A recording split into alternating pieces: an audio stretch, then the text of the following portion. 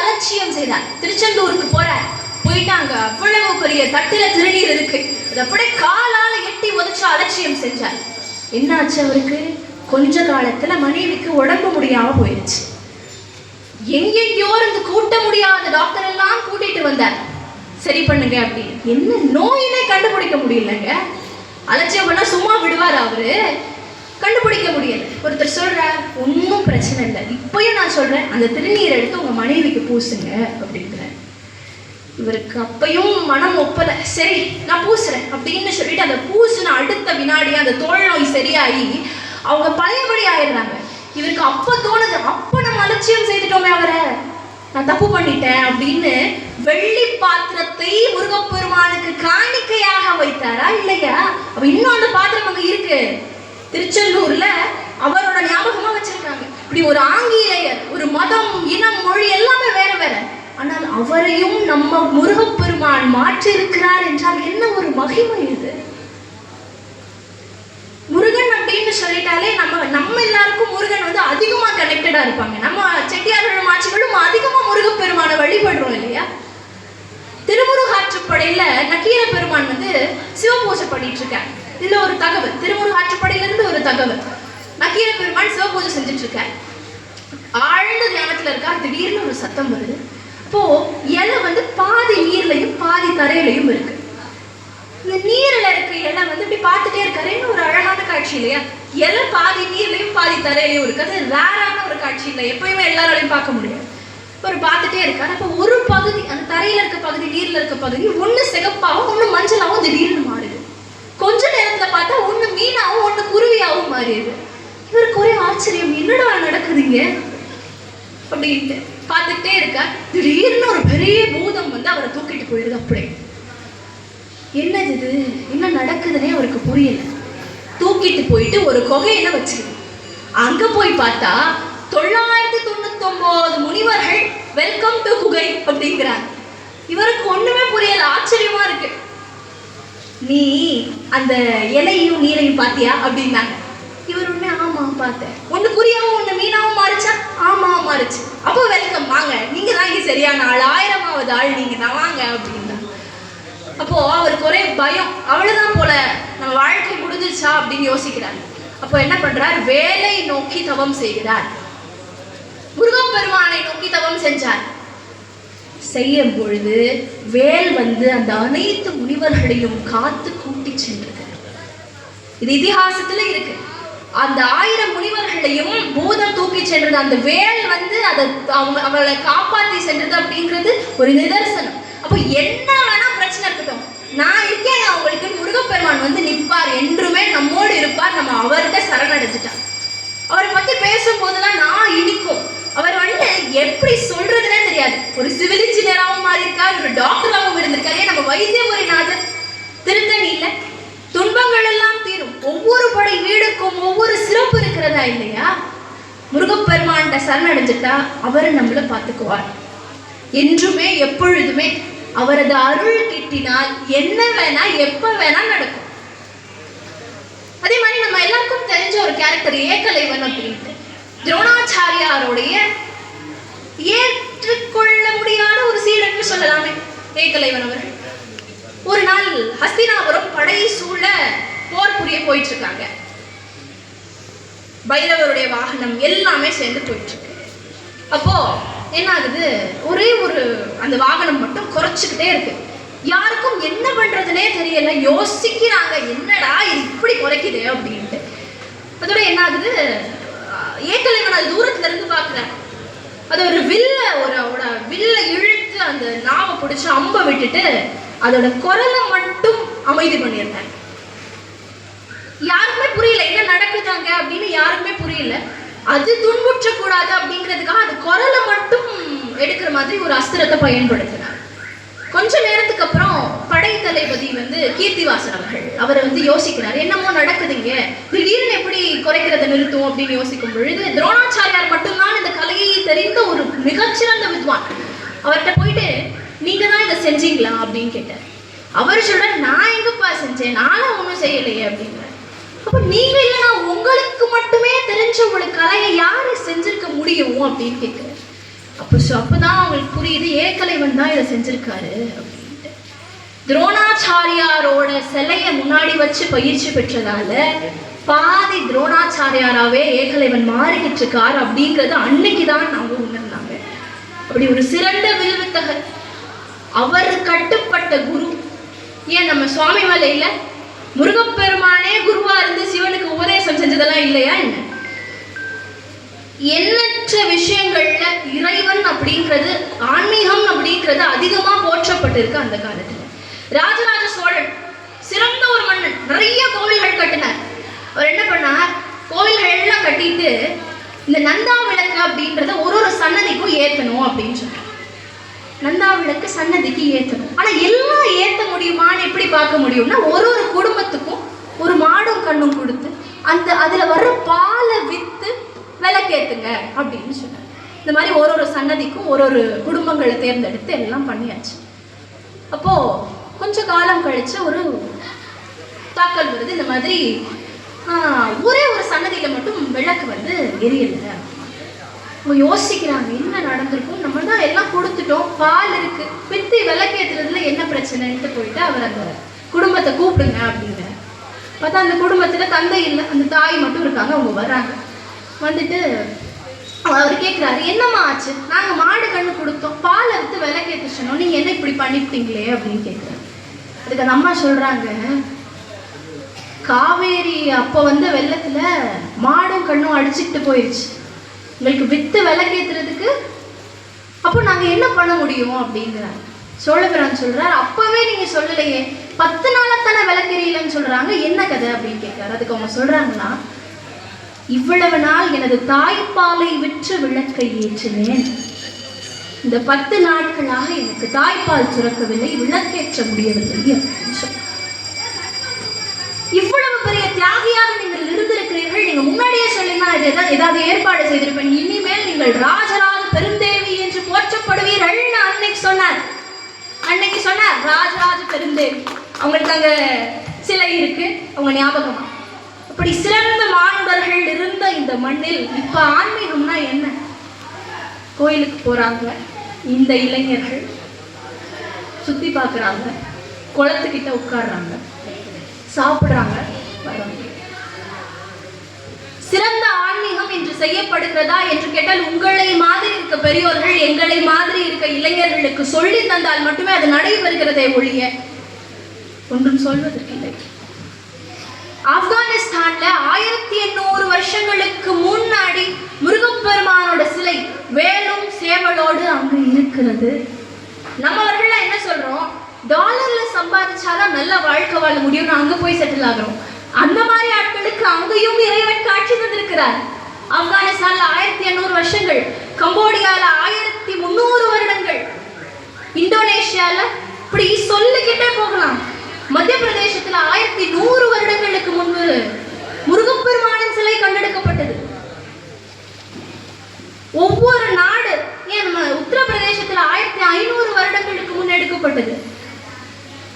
San கேசியானோன்னு ஒரு ஊர், அந்த ஊர்ல செப்பு பட்டயம், முருகப்பெருமானை பற்றி எழுதப்பட்ட செப்பு பட்டயம் கண்டெடுக்கப்பட்டது. இப்படி நிறைய வரலாற்று சிற்பங்கள் தமிழ்நாட்டில் மட்டும் இல்ல, உலகத்தில் அனைத்து இடங்களிலும் நான் இருக்கிறேன் என்று முருகப்பெருமானும் மற்ற கடவுள்களும் காட்டி இருக்கிறார்கள் என்று சொன்னால் அது எவ்வளவு ஒரு சிறப்பு.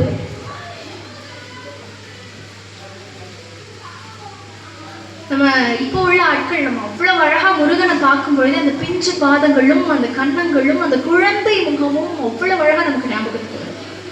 அழகான பழனி மலை ஆண்டவா, உன்னை அனுதினமும் பாட வந்தேன் வேண்டவா. அழகான பழனி மலை ஆண்டவா, உன்னை அனுதினமும் பாட வந்தேன் வேண்டவா. பள்ளித்திறனீரும் வெற்றி வடிவேலும் உள்ளத்தில் தோற்றுமே, பள்ளித்திறனீரும் வெற்றி வடிவேலும் உள்ளத்தில் தோற்றுமே. வெள்ளி மயில் ஏறி வேலன் வரும் வள்ளி நெஞ்சம் காணுமே, வெள்ளி மயில் ஏறி வேலன் வரும் வள்ளி நெஞ்சம் காணுமே. வர வேண்டும் மயில் மீது முருகையனே, முருகா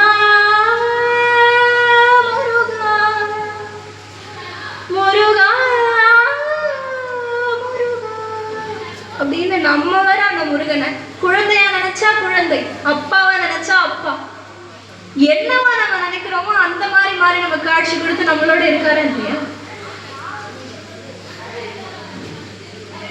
முருகப்பெருமான் வந்துட்டு மனதிற்கு க்ளோஸான ஒரு கடவுள்னு சொல்லலாம். ஏன் நம்ம ஈழத்து மாப்பிள்ளைன்னு சொல்லுவோம் முருகப்பெருமான். கதிர்காமத்துல அவர் இருக்க நல்ல ஈழத்து மாப்பிள்ளைன்னு சொல்லுவோம். அதே மாதிரி நல்லூர் கந்தசாமி கோவில்ல செம்பியன் மாதேவி இருக்காங்க இல்லையா, சோழ பெரும் தேவி, அவங்க தாரை வார்த்து கொடுத்தது அந்த நல்லூர் கோவில். அதை வந்து ஒவ்வொரு வருஷமும் இடமாற்றம் செய்வாங்க அப்படின்னு ஐதீகத்துல இருக்கு. திருத்தணி வந்து இந்திர பெருமான் பூஜை செஞ்ச ஒரு இடம், நாரதர் பூஜை செஞ்ச இடம். அங்க போனா மன நிம்மதி கிடைக்கும்ன்றது நம்ம எல்லாம் தெரிஞ்ச ஒரு விஷயம். அதே மாதிரி அங்க போனா நல்லது நடக்கும் அப்படின்றதும் நிதர்சனமான உண்மைதான். நம்ம எப்பவுமே நம்ம பைரவர் இருக்காரு இல்லையா, ஒவ்வொரு அஸ்திரமும் ஒரு ஒரு பார்ட்டும் ஒரு ஒரு வடிவமா நம்ம சொல்றோம். இங்க என்ன சிறப்பு அப்படின்னா, நம்ம சண்டிகேஸ்வரர் பெருமான் வந்து ஒரே கல்லில் செதுக்கப்பட்ட குடவரை சிற்பம் அப்படின்னு சொல்றோம். அதே மாதிரி இங்க ஏழெச்சல் மரம் இருக்கு. விதை எப்படி விழுந்து தானாக ஒட்டி கொள்கிறதோ, நம்ம பிறந்து அப்படிதான் எங்க இருந்து வந்தோமோ அதே பரம்பொருளை போய் சேர்க்கிறோம் அப்படின்றத அழகா சொல்றாங்க. அதே மாதிரி பிரம்மாவோட அகத்தை அடிக்கிறதுக்காக வந்தார் பைரவர் அப்படின்னு நம்ம சொல்றோம், நம்மளோட ஐதீகம் சொல்லுது. அது தல புராணத்துல இருக்கு. அதே மாதிரி நம்ம சூரனை அழிக்கிறதுக்காக வந்தாரு, அவரோட அகங்கத்தை அடக்கிறதுக்கு வந்தாருன்னு நம்ம சொல்றோம். ஒரு சில வினாடிகள் நமக்கு தோணும் நம்ம நிறைய தவறுகள் செஞ்சிருக்க மாட்டோம், ஆனா நம்மள தப்பு சொல்லுவாங்க. அது நமக்கு மட்டும் நடக்காது. கிருஷ்ண பெருமானுக்கு அந்த காலத்துல நடந்திருக்கு, மகாபாரதத்திலையும் ராமாயணத்திலையும். கிருஷ்ண பெருமான் இருக்க யாதவ குலங்கள் எல்லாம் சூழ நான் பேரரசன் அப்படின்னு தன்னோட மகனை தெரிவிக்கணும் அப்படின்னு அவங்க அப்பாவுக்கு ரொம்ப ஆசை இருக்கு. இவர் என்ன பண்றாரு, சரி ஒரு மாநாடு ஏற்பாடு பண்ணலாம் அப்படின்னு சொல்லிட்டு படை தளபதி அக்ரூரரோட ஹெல்ப்ல ஒரு மாநாடு ஏற்பாடு பண்றாரு.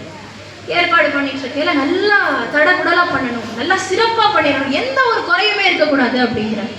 சரின்ட்டு நல்லா ஏற்பாடு பண்றாங்க. சிறந்த மாபெரும் அரசர்கள் எல்லாம் வராங்க.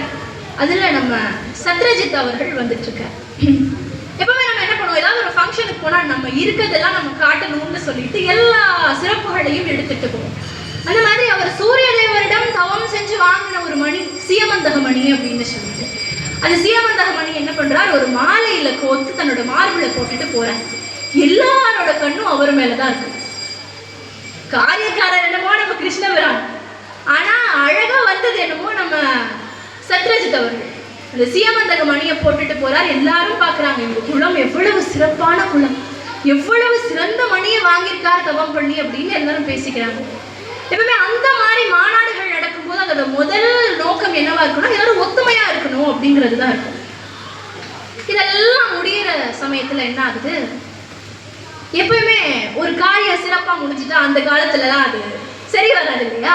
அதனால என்ன பண்றாங்க, நம்ம சத்ரஜித் அவர்கள், நம்ம வாசுதேவர் அவர்கள் என்ன பண்ற, என்னோட மகன் தான் இந்த பேரரசுக்கு அரசரா இருப்பார், அதனால நீங்க உங்களோட என்ன நீங்க நினைக்கிறீங்க அப்படிங்கறத சொல்லுங்கன்னு எல்லா அரசர்கிட்டையும் கேட்கிறாங்க. எல்லாரும் சரி கிருஷ்ணபிரானா அவர் இருக்கட்டும், நல்லா இருக்கட்டும் அப்படிங்கிறாங்க.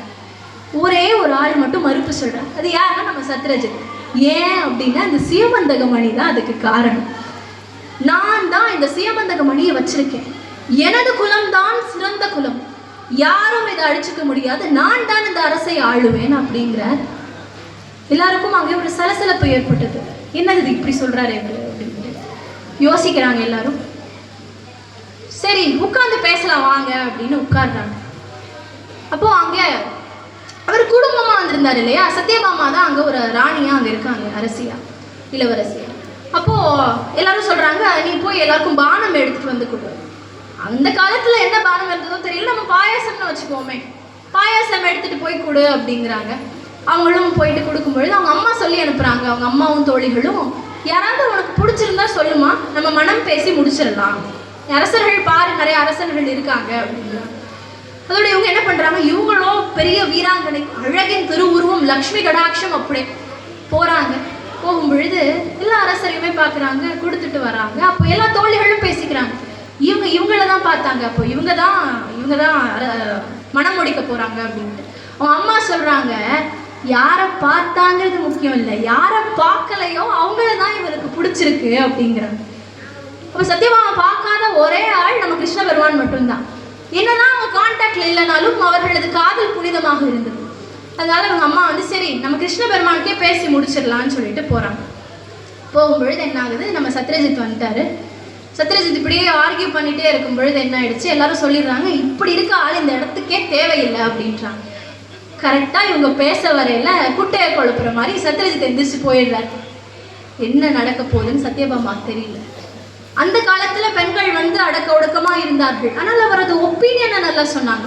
அவங்க நின்றுட்டு சொல்றாங்க, எனக்கு கிருஷ்ண பெருமானை பிடிச்சிருக்கு, நான் அவங்கள தான் மனம் செய்ய போறேன், எவ்வளவு காலமானாலும் நான் இருக்கிறேன், வேற யாரையும் நான் மனம் முடிக்க மாட்டேன் அப்படின்னு சொல்றேன். இங்க ஒரே யோசிக்கிறாங்க. சரின்னு எல்லாரும் கிளம்பிடுறாங்க. சத்ரஜித்துக்கு ஒரு தம்பி இருக்கார் பிரசேனன் அப்படின்னு சொல்லிட்டு. பிரசேனன் என்ன பண்றார், இந்த சீமந்தகத்தை தாங்க, நான் வந்து வேட்டையாட போறேன், நான் எல்லாருக்கும் காமிக்கணும் தாங்கன்னு சொல்லிட்டு அவரு தம்பி தான் முக்கியம்னு கொடுத்துட்றார். இவர் வேட்டையாட போறார். போகும்பொழுது ஒரு ஒரு கூடு சேலை இருக்காங்க. அப்போ அவருக்கு தோணுது அண்ணனுக்கு தான் இந்த மணி கிடைச்சிருக்கு, அப்போ அவங்க குலம் தானே சிறக்கும், எனக்கு கிடைக்கலையே அப்படின்னு தோணுது. அதாவது கலங்காத நெஞ்சத்தையும் கலங்க வைக்கும் மணி அது.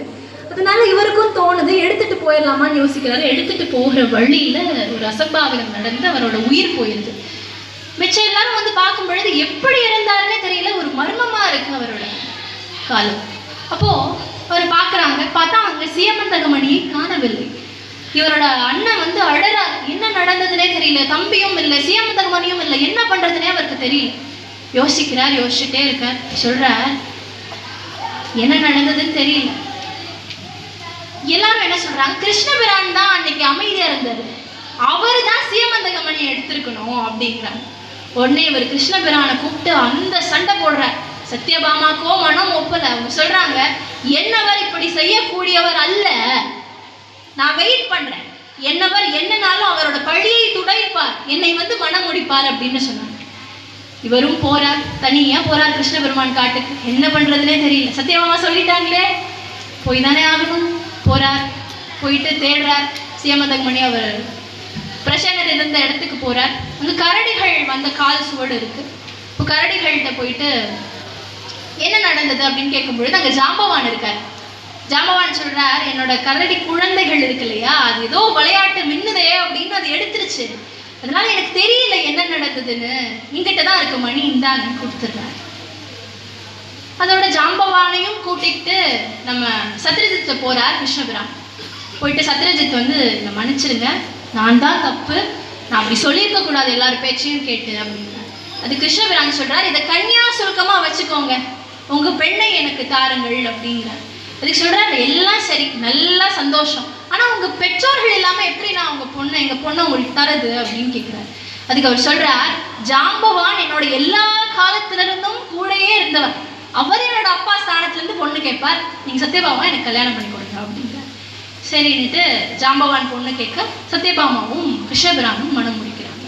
இப்படி நம்மளை ஒண்ணுமே பண்ணாம நம்ம இந்த மாதிரி விஷயங்கள்லாம் அனுபவிச்சிருக்கோம் இல்லையா. கிருஷ்ணபிரானே அனுபவிக்கும் போது நமக்கு இது ஒரு பெரிய விஷயம் இல்லை இல்லையா. இப்படி கிருஷ்ண பெருமான்னு சொல்லிட்டாலே மகாபாரதத்துல கர்ணன் அப்படின்னு ஒரு சிறந்த ஒரு மனிதர் இருந்தார். ஒரு பக்தருக்கு கிருஷ்ணபிரான் கண்ணீரால் அபிஷேகம் செய்தார் என்றால் அது கர்ண பெருமானை தவிர வேறு யாருக்கும் இருக்க முடியாது. கடவுளே ஒரு மானுடனுக்கு கண்ணீரால் அபிஷேகம் செய்தார் என்றால் அது சாதாரண விஷயமா என்ன சொல்றாரா கர்ண பெருமான், நான் தான் தப்பு, செஞ்சோற்று கடந்தீர்க்க சேராத இடம் சேர்ந்துட்டேன், தப்பு, அம்மா கிட்ட இல்ல, தம்பிகளை பகைச்சுக்கிட்டேன், எல்லாமே நான் தான் தப்பு அப்படிங்கிறார். அதுக்கு கிருஷ்ணர் சொல்றார், கவச்ச குண்டலத்தை கேட்க சொன்னதும் நானே, குந்தி தாயிடம் வரங்களை கேட்க சொன்னதும் நானே. எல்லாரும் சொல்றாங்க நான் பாண்டவர்களோட நிக்கிறேன்னு. பாண்டவர்களோட ஏன் தெரியுமா நிக்கிறேன், அதில் மூத்தவர் நீதானடா அப்படின்னு கர்ண பெருமான்கிட்ட சொல்றேன். கிருஷ்ணர் வந்துட்டு நம்ம பூரி ஜெகநாதர் கோவிலை எடுத்துக்கிட்டோம்னா ரொம்ப வருஷமா அது அங்க இருக்கு. அங்க கிருஷ்ணரோட இதயம் இருக்கதாவே நம்ம சொல்றோம். எல்லா கோவில்களையும் சிலைகள் வந்து கல்லுல இருக்கும், ஆனா அங்கே வந்துட்டு மரத்துல இருக்கு. ஏன்னா அந்த இதயம் ஒரு வருஷத்துக்கும் அந்த இதயத்தை மாத்துவாங்க, அந்த சிலையில இருந்து இதயத்தை மாத்துவாங்க. அதே மாதிரி இப்படி இறைவன் அப்படின்னு எடுத்துக்கிட்டா நம்ம சொல்லிக்கிட்டே போகலாம் நிறைய விஷயங்கள். ஏன் நம்ம அங்கேயே கண்டி மீனாட்சி அம்மன், மதுரை மீனாட்சி அம்மனை விட என்ன, அந்த இரவு நேரத்துல அந்த மூக்குத்தி தீபம்னு ஒண்ணு காமிப்பாங்க. அந்த அந்த வெளிச்சத்தை அப்படியே அம்மனோட மூக்கு கிட்ட கொண்டு போகும் பொழுது என்ன காட்சி, அப்படியே ஒரு அழகு காண 10 கண் கூட பத்தாது, அவ்வளவு அழகா இருப்பாங்க மீனாட்சி அம்மன் அந்த இடத்துல. நம்ம மதுரையில ரோஸ் பீட்டர் அப்படின்ட்டு ஒரு மாணவன், அவரும் ஒரு ஆங்கிலேயர், இனம் மதம் மொழி எல்லாத்தையும் தாண்டி அவர் போறார், புராணம் போயிட்டு இருக்கார். அப்போ என்ன சாமின்னே அவருக்கு தெரியாது, கும்பிட்டுட்டு போவாராம். எப்பவுமே பார்த்துட்டு அவர் கும்பிட்டுட்டு போவார். இப்போ ஒரு நாள் என்ன ஆயிடுச்சு, கடுத்த மழை, அவர் வீட்டுக்குள்ள இருக்கார். ஒரு சின்ன பொண்ணு காலில் செருப்பு கூட இல்லாம தட தடன்னு அந்த கொலுசு சத்தத்தோட ஓடி வந்து அவரோட கையை பிடிச்சி அவரோட வீட்டுக்கு வழியை இழுத்துடுறாங்க. இப்போ பார்த்தா அந்த கூரை கொஞ்ச நேரத்துல அப்படியே உடைஞ்சு விழுந்துருது. யாருக்குமே ஒண்ணுமே புரியல. அவர் அப்படியே நிற்கிறாரு, என்ன நடக்குதுங்கன்னு. ப்ராசஸ் ஆகவே நேரம் ஆகுது. அப்போதான் அவருக்கு புரியுது, என்னை என்னவள் மீனாட்சி அம்மன் காப்பாத்தினாங்க. அந்த பொண்ணு யாருன்னு தேட ஓடுறார், கோவில் வரைக்கும் ஓடுறார், அவருக்கு தெரியல. அப்போ அப்புறம் உள்ள போய் தான், என்னைக்கோ நான் செஞ்ச புண்ணியம், தினம் தினம் யாருன்னே தெரியாம கும்பிட்டு போனேன், என்னை என் அம்மா காப்பாத்திட்டாங்க அப்படின்னு சொல்லி அவங்களுக்கு தங்கத்துல பூத் செஞ்சு கொடுத்தார். அதே மாதிரி மீனாட்சி அம்மன் எடுத்துக்கிட்டோம்னா, நம்ம ஸ்ரீனிவாச பட்டர், ஸ்ரீனிவாசன் ஒருத்தர் இருக்கார்.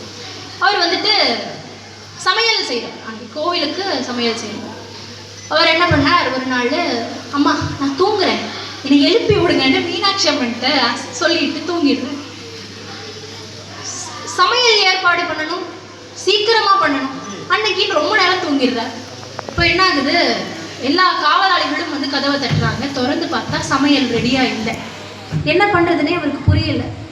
ஏமா மீனாட்சி, உன்னைத்தானே நம்பி தூங்குனேன், இப்படி பண்ணிப்பிட்டியே, இப்படி பண்ணிப்பிட்டியே என்ன அழுகிற. அப்போ கூட்டிட்டு போறாங்க. அவரை கூட்டிட்டு போகும் பொழுது, நீங்க முதல்ல அந்த உள்ள இருக்க இடத்த பார்த்தீங்களா அப்படின்னு அரசர் கேட்கிறார். போய் பார்த்தா எல்லா சாப்பாடும் ரெடியா இருக்கு. ஒரே ஆச்சரியம் எல்லாருக்கும், என்னதான் நடக்குது, இவர் செய்யலைங்கிறாரு, அங்க ரெடியா இருக்கு, நாங்க என்ன பண்றது அப்படின்னு யோசிக்கிறாங்க எல்லாரும். அப்புறம் அம்மனோட மூக்குத்திய வேற காணும், அதை வேற ஒரு பக்கம் தேடுறாங்க. அந்த கோவிலோட சமையல் அறைக்கு போய் பார்த்தா அங்க இருக்கு மூக்குத்தி. உடனே இவர் தான் திருடரோன்னு நினைச்சு எல்லாரும் பிடிச்சிட்டு போயிடுறாங்க. அப்போதான் மீனாட்சி அம்மன் காட்சி கொடுத்து சொல்றாங்க, என் மகன் கொஞ்ச நேரம் அசந்து தூங்கிட்டான், அதனால நான் உதவி செஞ்சேன், அங்க வெளிச்சம் பத்தல என் மூக்குத்தியை கழட்டி வச்சேன் அப்படிங்கிறாங்க. அப்படி ஒரு ஒரு விஷயமும் ஒரு ஒரு இடத்துலையும் ஒரு ஒரு சிறந்த ஒரு விஷயமா நடந்திருக்கு. நம்மளாம் இப்போ நம்புறோம், நம்ம இதை பத்தி தெரிஞ்சுக்கிறோம், நம்ம இதை கேட்குறோம்னாலே நமக்கு அது பாக்கியம். இன்னும் சிலர் இருக்காங்க அது தெரியாம, அது எப்படி என்ன கதைன்னு புரியாமையும் சிலர் இருக்காங்க. ஜுவாலாமுகின்னு ஒரு கோவில் இருக்கு இல்லையா, வட இந்தியால. அங்கே கருவறையில அம்மனுக்கு பதிலாக அந்த ஜுவாலை எரியுமா. அப்போ வெளிநாட்டவர்கள்லாம் என்ன பண்ணுவாங்க, ஃபாரினர்ஸ், பிரிட்டிஷர்ஸ்லாம் அந்த காலத்துல என்ன பண்ணாங்களோ அதை அணைக்கணும்னு நிறைய தண்ணியை ஊத்துறதும் எண்ணெயை ஊத்துறதுமா இருந்தாங்க. என்னென்னமோ முயற்சி பண்ணி பார்த்தாங்க, ஒன்றும் அசரலை. ஏன்னா அது சக்தி, அது மீனாட்சி அம்மன், அது அம்மன் இல்லையா, இப்போ எப்படி அது அணையும்? இவங்களும் என்னென்னமோ பண்ணி பார்க்குறாங்க, அது அணையவே இல்லை. அப்போதான் அவங்களுக்கு புரியுது, இது சக்தியான ஒரு விஷயம். 51 பீடங்கள் இருக்கு, அதுல நாக்கு விழுந்த இடம் தான் அந்த ஜுவாலாமுகி கோவில் அப்படிங்கிறது அவங்களுக்கு புரியுது. அப்போலிருந்து அவங்களும் அந்த அம்பாளை தொழுது வெற்றி பெற்றாங்க அப்படின்னு ஒரு ஐதீகம் இருக்கு. மீனாட்சி அம்மன் சொல்லும் பொழுது நமக்கு நிறைய இன்சிடென்ட்ஸ் ஞாபகத்துக்கு வரும். மீனாட்சி அம்மனை பார்க்க ஒரு பாக்கியம் தேவை, ஒரு வரம் தேவை. ஷியாமலே மீனாட்சி, ஷியாமலே மீனாட்சி, சுந்தரேஸ்வரி சாட்சி, சங்கரி குருகுஹ சமுத்பவே சிவேவா, பாவனமோ ஜனிபங்கஜலோ चरि भस्मासनवानि हरिलक्ष्मी विनुधे साम्बवि श्यामले மீனாட்சி. இறுதியா ஒரு கதை. நாகப்ப செட்டியார் அப்படின்னு ஒருத்தர் இருக்கார். அவர் மீனாட்சி அம்மன் கோவிலுக்கு கும்பாபிஷேகம் பண்ணி பார்க்கணும்னு ரொம்ப ஆசைப்படுறார். சரின்ட்டு வேலைகள் எல்லாம் எப்படி போகுதுன்னு பார்க்க போகல, இந்த மீனாட்சி அம்மன் கோவிலோட சைடுல ஒரு பிராணி வந்து ஒரு அசிங்கம் பண்ணி வச்சிருக்கு. இவருக்கு பார்த்தோடனே மனசு ஒப்பல, என்னதான் பண்றது அப்படின்னு ரொம்ப மனசுடைஞ்சு போயிட்டேன். இப்போ இதுக்கு நம்ம தான் காரணம், இதுக்கு நம்ம தான் பொறுப்பு அப்படின்னு சொல்லிட்டு என்ன பண்ற, ரெண்டு பக்கமும் நந்தவனம் அமைக்கிற. காலை நந்தவனம், மாலை நந்தவனம் அப்படின்னு சொல்லிட்டு காலை நந்தவனத்துல இருந்து பூக்களை எடுத்து காலையில அபிஷேகத்துக்கு வைக்கிறது, மாலை நந்தவனத்துல இருந்து பூக்களை எடுத்து மாலையில அபிஷேகத்துக்கு வைக்கிறதுன்னு சொல்லிட்டு இந்த வேலையை பார்த்துட்டு இருந்தேன். அதே மாதிரி அவர் எப்படிப்பட்ட ஆள்னா, எப்பவுமே அம்மனுக்கு ஐதீகம் என்ன அப்படின்னா, அம்மனுக்கு நைவேத்தியம் செஞ்சுட்டு தான் அவர் சாப்பிடணும் அப்படிங்கிறத ஒரு கட்டுக்கோப்பா ஃபாலோ பண்ணிட்டு இருக்காரு. இதே மாதிரி ஒரு நாள் என்ன ஆகுது, வசூல் செய்யறதுக்காக தூத்துக்குடிக்கு போக வேண்டிய ஒரு சூழ்நிலை வருது. போறார், போயிட்டு ஆனால் அம்மனுக்கு நைவேத்தியம் செய்யாமல் எப்படி சாப்பிட்றது அப்படின்னு அவர் யோசிச்சுட்டே இருக்கார். அன்னைக்கு ஃபுல்லாக சாப்பிடவே இல்லை. இப்போ நைட்டு வந்துட்டு ஒரு வெள்ளித்தட்டில் ஒரு அம்மா வந்து சாப்பாடு தராங்க. அதை எடுத்து சாப்பிட்றார். அவருக்கு புரியல, ஏன் சாப்பிட்டார், எப்படி சாப்பிட்டார், எதுவுமே அவருக்கு தெரியல. கொஞ்ச நேரம் கழிச்சு அது யாருன்னு கற்பனை பண்ணி பார்க்கும் பொழுது அது அந்த அம்மனுக்கு படைக்கிற அந்த வெள்ளித்தட்டை அவர் கையில் இருக்கு. அங்கே கோவில்ல வெள்ளித்தட்டை காணோம் தேடுறாங்க. இங்க பார்த்தா நாகப்ப செட்டியார் கையில வெள்ளித்தட்டு இருக்கு. அங்க இருந்து தூத்துக்குடி வசூலும் செய்ய வேணாம், ஒண்ணும் செய்ய வேணாம், மீனாட்சியே என்ன கூப்பிட்டான்னு சொல்லி மீனாட்சி அம்மன் கோயிலுக்கு ஓடிட்டு அந்த வெள்ளித்தட்டை அம்மன்கிட்ட கொடுத்து விழுந்து கும்பிட்டு ஆசீர்வாதம் பண்ணி, நான் சாப்பிடலன்றதுக்காக எனக்காக இங்கு வரைக்கும் நீ வந்துட்டியா அம்மான்னு அவங்கள்ட்ட சரணதி ஆரம்பிச்சிட்டேன். இப்படி எண்ணற்ற காரியங்கள், எண்ணற்ற நிகழ்வுகள் நமக்காக இறைவனை காட்டுவதற்காக நடந்திருக்கிறது.